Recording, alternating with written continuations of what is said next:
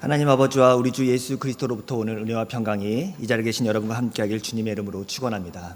아멘. 요즘 교회력 본문으로 마가복음을 읽고 있는데요. 저한테 마가복음은 하나의 잘 만들어진 영화 같아 보입니다. 그냥 성경을 읽을 때는 잘 보이지 않지만 뭔가 전문가의 도움을 받으면 이게 이런 의미였어 라고 깨달을 때가 참 많이 있죠. 오늘은 마가복음 6장 1절부터 6절까지 말씀을 차근차근 읽어보면서 마가복음의 매력에 푹 빠지는 시간이 됐으면 좋겠습니다. 여러분, 좋은 영화는요, 연기자들의, 배우들의 연기도 굉장히 중요하고 또 감독의 연출도 중요하지만 무엇보다 그 각본이 탄탄하게 짜여 있어야 되겠죠. 좀 이렇게 단순한 영화 같은 경우는 스토리 구성이 쉽게 전개가 되지만 조금 이제 어려운 영화 같은 거 보면은 이야기가 곳곳에 감독이 상징이나 은유를 숨겨놓기도 하고 또 복선을 깔아놔서 이 관객들이 예측할 수 있게 만들기도 합니다. 예전에 그 대학 도서관에서 그 영화 잡지 같은 거를 가끔 보면 영화 평론가들이 굉장히 이제 영화를 잘 분석한 거를 보면은 엄청 재미있잖아요. 성경도 사실 그렇게 읽어볼 수가 있거든요. 제가 오늘 얼마나 할 수 있을지 모르겠지만 한번 능력되는 대로 말씀을 읽어보면서 마치 영화 각본을 읽듯이 한번 읽어보고 싶습니다. 오늘 먼저 1절 말씀 한번 보시겠어요? 마가복음 6장 1절 말씀입니다. 예수께서 거기를 떠나사 고향으로 가시니 제자들도 따르니라. 여기서 거기는 어디를 말할까요? 아마 갈릴리 전 지역일 수도 있고 6장 바로 앞에 어떤 이야기가 나오죠? 거라사인의 광인 이야기가 나오니까 아마 그 지역에서 아마 예수님께서 사역을 하셨던 것 같습니다. 그러다가 이제 예수님께서 자신의 고향, 아마 갈릴리 나사렛이겠죠. 그곳에 와서 말씀을 전하려고 돌아오십니다. 그리고 그때 제자들도 따라갑니다. 당연한 얘기 같지만 이 제자들이 따라갔다는 것도 사실 하나의 복선입니다.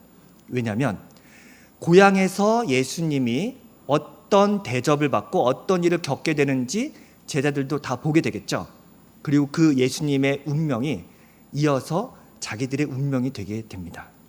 네, 이거는 오늘 말씀 읽었던 7절부터 나오고 또 마가복음 13장에 보면은 제자들이 어떤 운명을 받게 될지 알게 됩니다. 일단은 제자들을 데리고 예수님께서 고향으로 가십니다. 네, 2절입니다. 제가 한번 읽어볼게요. 안식일이 되어 회당에서 가르치시니 많은 사람이 듣고 놀라 이르되 이 사람이 어디서 이런 것을 얻었느냐? 이 사람이 받은 지혜와 그 손으로 이루어지는 이런 권능이 어찌 됨이냐? 네. 예수님이 안식일에 회당에서 사람들을 가르치시는데 이번에도 역시 많은 사람들이 듣고 놀랍니다. 왜냐하면 이게 단순히 예수님이 말을 잘하거나 설교를 잘한다고 된 건 아닌 것 같아요. 왜냐하면 그분이 하신 권능, 그분이 손으로 한 일들을 놀랬다고 합니다. 그러니까 어쩌면 예수님의 말과 행동을 다 보고 놀랬다는 겁니다. 근데 이렇게 놀라는 모습은 우리한테 낯설지가 않은 게요, 앞에서부터 계속 등장하는데요. 마가복음 1장 22절에 비슷한 표현이 나와요. 제가 한번 읽어보겠습니다. 마가복음 1장 22절인데 뭇 사람이 그의 교훈에 놀라니 이는 그가 가르치는 것이 권위 있는 자와 같고 서기관들과 같지 아니함일러라 라고 나옵니다. 네, 결국은 자기들이 어릴 때부터 보았던 예수가 아니었던 거죠. 완전히 새로운 모습에 어쩌면 당황했는지도 모르겠습니다. 그래서 이 사람들은 이런 능력이 어디서 나왔는지 궁금해합니다. 자, 이 사람들이 질문을 했으니까 대답을 해야겠죠. 여러분, 이 능력이 어디서 나왔느냐? 이런 권능이 어찌 됨이냐? 여러분 뭐라고 대답하시겠어요? 네, 우리는 이미 알고 있죠. 예수님이 어떤 사람인지. 마가복음 1장 1절 하나님의 아들 예수 그리스도의 복음의 시작이라 라고 딱 나오죠. 저는 이 장면이 마치 영화에서 보면은 영화 맨 앞부분에 그 결론 부분이라든가 핵심적인 메시지를 딱 던지고 놓고 다시 또 이야기가 뒤로 거꾸로 돌아가서 옛날 이야기를 펼치는 것 같은 느낌이 들었어요. 마가복음 1장 1절은 이 이야기 전체의, 이 드라마 전체의 주제와 같고 어쩌면 이 드라마가 전개되면서 과연 누가 언제 어떻게 이 고백을 할 것인가를 기대하게 만드는 것 같습니다. 누가 하나님의 아들 예수 그리스도란 복음의 시작이란 이 신앙 고백을 할 것인가? 한다면 언제 할 것인가? 누가 할 수 있을까요? 네. 스포일러 말해도 될까요? 성경이니까 괜찮겠죠? 예수님이 하나님의 아들이라고 하는 이 고백은요, 이야기가 맨 끝날 때 마지막에 등장합니다. 우리 한번 찾아볼까요? 마가복음 15장 39절입니다. 다 같이 한번 읽어보았으면 좋겠습니다. 이 영화의 맨 끝장면에서 바로 이 고백이 나오는데요, 마가복음 15장 39절입니다. 다 같이 읽겠습니다. 시작. 예수를 향하여 섰던 백부장이 그렇게 숨지심을 보고 이르되 이 사람은 진실로 하나님의 아들이었도다 하더라. 예수님에 대한 분명한 신앙 고백은 예수님이 십자가에 못 박히시는 바로 그 순간 이방인 백부장의 입을 통해서 고백됩니다. 사실 예수님이 그렇게 기적을 베풀고 엄청난 능력을 행할 때는 이런 고백이 나오지가 않아요. 심지어 내가 죽을지언정 주님을 배반하지 않겠다고 호언장담했던 베드로의 입에서도 이런 고백이 나오지 않습니다. 오히려 이 드라마의 맨 마지막 장면, 예수님이 십자가에 못 박히시고 하나님 아버지의 뜻에 순종할 때 그 순간 바로 1장 1절의 고백이 터져 나옵니다. 하지만 아직까지 제자들과 이 고향 사람들은 예수님이 누구인지 모르고 있습니다. 그렇죠? 3절에서는 더욱 구체적으로 예수님의 배경을 알려줍니다. 마가복음 6장 3절입니다. 이 사람이 마리아의 아들 목수가 아니냐, 야고보와 요셉과 유다와 시몬의 형제가 아니냐, 그 누이들이 우리와 함께 있지 아니하냐 하고 예수를 배척한지라. 아마 동네 사람들은 예수가 누구였는지 어려서부터 잘 알고 있었던 것 같아요. 예수님의 부모님과 그의 형제들에 대한 정보를 소상히 알고 있습니다. 옛날 시골집에서 그렇죠, 옆집에 숟가락 몇 개 있는지 다 알잖아요. 뭐 이상한 일은 아닌 것 같아요. 그런데 이상한 부분이 하나 있는데 요셉의 아들 예수가 아니냐라고 묻지 않고 마리아의 아들 요셉이 아니냐라고 부릅니다. 뭐 모르겠어요. 어떤 학자들은 요셉이 아버지가 일찍 돌아가셔서 마리아의 아들이라고 불렀다고 할 수도 있고요. 또 하나는 예수에 대한 탄생에 대한 그 소문, 이상한 소문 사람들이 있었겠죠. 제 동정녀의 마리아에서 낳았대라고 하는 그 소문을 일부러 부각시키기 위해서 마리아의 아들이라고 했을 수도 있다고 합니다. 아무튼 여기서는 엄마의 아들로 나옵니다. 근데 이제 이들의 질문을 잘 보면은 뭔가 뉘앙스가 있어 보입니다. 여러분 어떠세요? 이 사람이 마리아의 아들 목수가 아니냐? 어떤 투로 이 질문을 했을 것 같으세요? 제 예전에 목수 아니었어? 이런 약간 비꼬는 듯한 혹은 좀 직업에 대한 경시가 좀 담겨져 있는 말투 같지 않으세요? 실제로 그럴 만한 것이 예수님이 당시 회당에 나가서 앞에 나가서 권위 있는 메시지를 전하니까 사람들이 얼마나 놀랐겠습니까? 이거 뭔가 매치가 안 되는 거죠. 목수가 저렇게 권위 있는 말을 한다고? 예. 뭐 당시에 목수가 어떤 사회적 지위를 갖고 있는지 저희가 뭐 알 수는 없지만 한 가지 분명한 거는 목수가 저렇게 앞에 나가서 말을 한다는 것이 이상한 거는 분명한 것 같습니다. 사실 직업이라든가 출신 배경으로 사람을 차별하고 평가하는 것은 예나 지금이나 마찬가지입니다. 여러분 아시겠죠? 나사렛에게서 무슨 선한 것이 날 수 있겠느냐? 이거 막 지역에 대한 약간 편견이 있는 것 같습니다. 그렇죠? 그저 시골 마을에서 대패질이나 하고 있는 목수가 어떻게 저럴 수 있지? 약간 경시가 있는 것 같습니다. 사실 그렇잖아요. 우리가 가까운 사람일수록 그 사람의 진가에 대해서 잘 모를 때가 많이 있습니다. 너무나 익숙하고 또 타성에 젖어서 그 사람의 가치를 모를 때가 많이 있죠. 여러분 오늘 같이 읽은 에스겔서 말씀 어떻습니까? 하나님께서 에스겔을 이스라엘 백성에게 선지자로 파송하는데 이스라엘 백성들은 에스겔을 받아들입니까? 그렇지 않죠. 에스겔을 선지자로 인정하지 않습니다. 선지자의 말을 듣지 않을 거라고 합니다. 왜 그러죠? 성경에 아주 재미있는 표현이 있는데 얼굴이 뻔뻔하고 마음이 굳어서 그렇다라고 이야기를 합니다. 우리 역시 마찬가지인 것 같습니다. 사람에 대한 편견과 선입견이 있으면 그 사람이 하는 말을 순수하게 받아들이기가 어렵습니다. 선입견이 생기면은 그 사람이 무슨 말을 할 때도 약간 의심하게 되고 그 사람의 말을 경시하기도 합니다. 어쩌면 질투와 경계의 눈빛으로 남을 은근하게 무시하기도 합니다. 모두 다 마음이 굳어져서 그렇습니다. 만약에 여러분이 다른 사람의 말을 비꼬아서 혹은 꼬아서 듣는다면 혹시 내 마음이 지금 비틀어진 건 아닌가 한번 성찰해 볼 필요가 있는 것 같습니다. 우리의 눈이 어두워서 하나님의 진리를 보지 못하고 우리의 귀가 어두워서 하나님의 음성을 듣지 못하는 건 아닌지 생각해 볼 필요가 있습니다.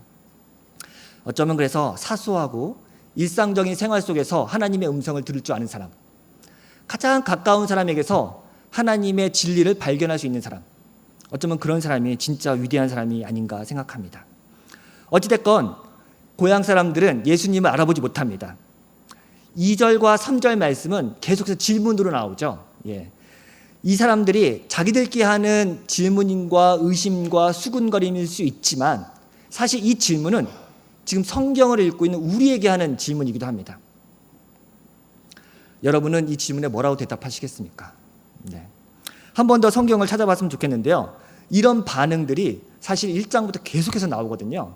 제가 한번 성경 한번 찾아봤으면 좋겠어요. 1장 27절 한번 보실까요? 마가복음 1장 27절인데요.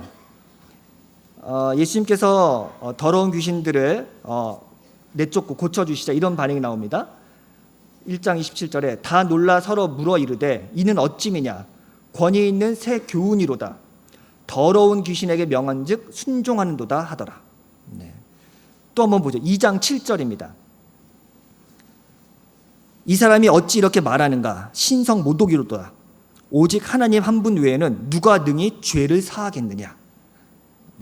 마지막 하나 더 보겠습니다. 4장 41절 우리 같이 읽어볼까요? 이 말씀은 4장 41절입니다. 같이 시작. 그들이 심히 두려워하여 서로 말하되 그가 누구이기에 바람과 바다도 순종하는가 하였더라. 자, 예수님이 기적을 행할 때마다 주변 사람들이 이렇게 반응을 보입니다.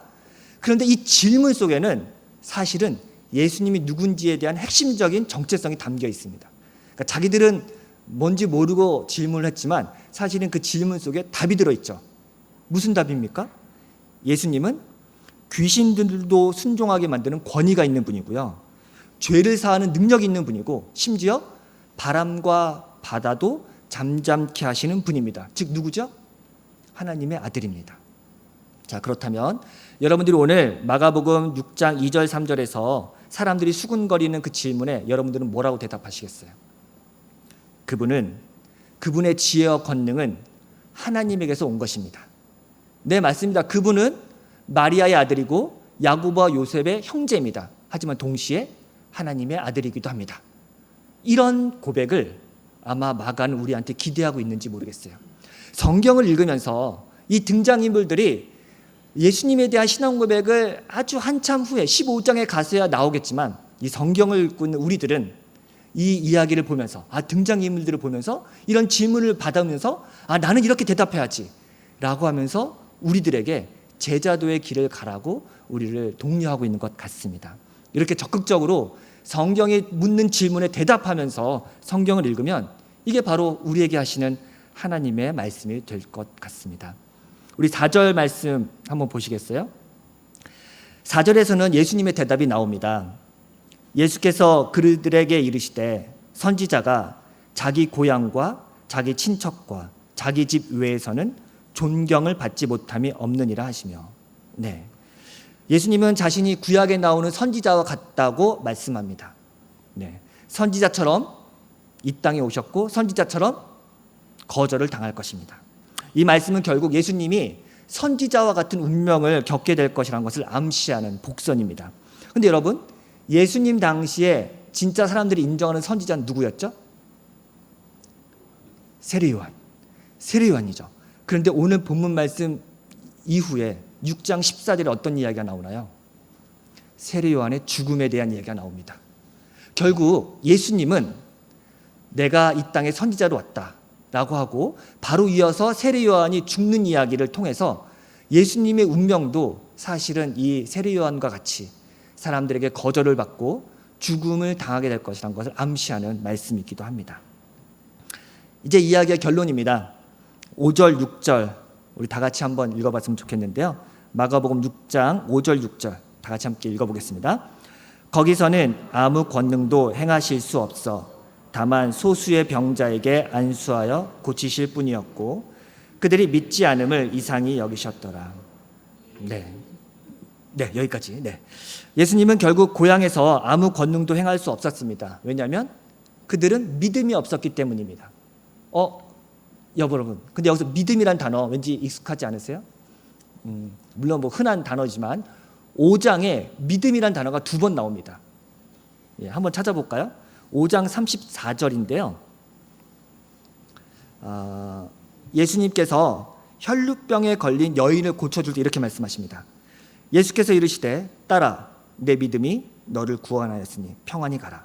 내 병에서 놓여 건강할지어다 라는 말이 한 번 나오고요. 36절 똑같이 회당장 야이로에게 하는 말씀입니다. 예수께서 그가 하는 말을 곁에서 들으시고 회당장에게 이르시되 두려워하지 말고 믿기만 하라 라고 합니다. 결국 예수님 앞에서 혈루병에 걸린 여인의 믿음을 보시고 그녀의 믿음이 치료를 받고 구원을 하게 가져왔다고 말합니다.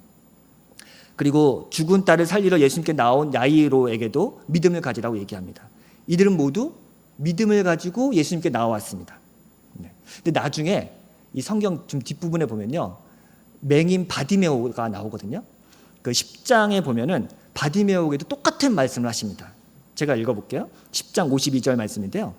예수께서 이르시되 가라 내 믿음이 너를 구원하였느니라. 네. 믿음이란 단어가 이렇게 나옵니다. 결국 이들에게 믿음은 무엇이었을까?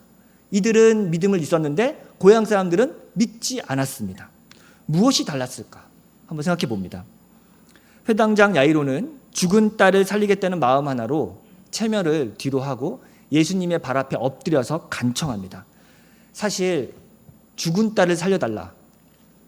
예수님이 능력이 많긴 하지만 죽은 사람을 살려달라. 굉장한 큰 믿음 아닙니까? 네, 굉장히 대단한 믿음이었던 것 같아요. 아마 성경에서 예수님한테 나와서 죽은 사람 살려달라라고 했던 장면이 또 있는지 모르겠습니다. 요한복음에는 예수님께서 나사로를 살린 장면이 나오긴 하는데 그건 예수님이 직접 살려주신 거죠. 회당장의 야이로의 믿음도 굉장히 컸던 것 같아요. 반면 또 혈루병 걸린 여인은 어땠나요? 예, 사람들의 시선과 혹은 부끄러움 혹은 여러 가지 것들을 뒤로 하고 군중들을 뚫고 나와서 예수님의 옷자락에 손만 대어도 내가 나을 것 같다라고 하는 믿음. 어쩌면 굉장히 소박한 믿음일 수도 있는데 굉장히 대단한 믿음이죠. 그렇죠? 그 믿음이 있었습니다. 바디메오는 어떤가요? 사람들이 조용히 하라고 구박하고 멸시해도 끝까지 예수님께 큰 소리로 소리 질렀습니다. 사람들의 모멸과 경멸을 뚫고 예수님을 찾았던 믿음입니다. 이 드라마 속에 등장하는 등장인물들이 갖고 있었던 믿음, 어쩌면 이 믿음은 우리들에게 제자라면 이런 믿음을 가져야 한다고 상징적으로 보여준 것 같습니다. 근데 저는 이렇게 생각해 봤습니다. 이들이 가졌던 믿음은 뭘까? 굳건한 믿음 혹은 흔들리지 않는 믿음, 전적인 신뢰 이런 게 아니었던 것 같아요. 어쩌면은 이들이 갖고 있었던 믿음은 다른 말로 하면 용기, 결단 이런 게 아니었을까 생각이 듭니다. 확신과 의심의 경계에서 긴가민가했지만 내 인생을 한번 이분한테 걸어봐야겠다라고 결단을 내린 거죠. 또 내가 이 예수님을 믿고 따를 때 예측되는 미래가 뭔지 모르고 두렵지만 내가 한번 내 인생을 걸어봐야겠다라고 하는 그 믿음입니다. 그 믿음의 용기와 결단이 있었던 것이죠. 어쩌면 그분에게 내 인생을 맡겨봐도 되지 않을까라고 하는 믿음이었던 것 같습니다. 어쩌면은 예수님의 고향 사람들에게는 이런 믿음과 결단이 없었던 것 같습니다. 믿음이 없다면 변화도 없습니다. 결단이 없으면 능력도 나타나지 않습니다. 오늘 본문 말씀은 아니지만 지난주에 읽었던 마가복음 5장 34절 말씀이 계속 머릿속에 맴돌더라고요. 아까 읽었던 말씀이기도 한데요. 혈루병 걸린 여인에게 하셨던 예수님의 말씀입니다. 딸아, 내 믿음이 너를 구원하였으니 평안히 가라. 그녀는 예수님을 만나기 전까지 굉장히 불안하고 두려운 마음 가운데 살았을 것 같습니다. 제가 그녀의 과거의 삶과 아픔에 대해서 다 공감하지는 못하지만 어쩌면 굉장히 힘든 하루하루 살았을 것 같습니다. 근데 예수님께서 고쳐주시고 난 다음에 이제 평안히 가라. 저는 이 말씀이 너무 좋더라고요. 이제 평안히 가라. 예수님을 만나기 전까지 우리는 불안할 수밖에 없습니다. 믿음을 내리기 전까지 우리는 두려울 수밖에 없습니다. 인간이 가지고 있는 근원적인 두려움과 불안, 이것은 예수님을 만나야 해결받을 수 있습니다. 어쩌면 부족한 믿음이라도 괜찮습니다. 약한 믿음이라도 괜찮을 것 같아요. 남들과 비교할 때 뭔가 초라해 보이고 너무 작은 믿음이 아닌가? 그렇게 생각할 수도 있습니다. 하지만 너무 미약하더라도 그저 믿음만 있다면 변화는 일어납니다. 주님께서 그 믿음을 귀하게 여기실 것입니다. 나중에 가면은 어떤 사람이 예수님께 이렇게 말합니다. 주님, 저의 믿음 없음을 불쌍히 여기시고 도와주옵소서. 이렇게 이야기를 하거든요. 우리 모두 주님을 믿고 신뢰하는 여러분이 되시길 주님의 이름으로 축원합니다. 하나님께서 우리의 믿음 없음을 불쌍히 여기시고 작은 믿음이라도 있다면 우리의 삶에 큰 변화로 만들어 주실 줄 믿습니다. 모든 지각이 뛰어난 하나님의 평강이 그리스도 예수 안에서 우리의 마음과 생각을 지키실 것입니다. 아멘. 다 함께 말씀을 묵상하며 기도하도록 하겠습니다.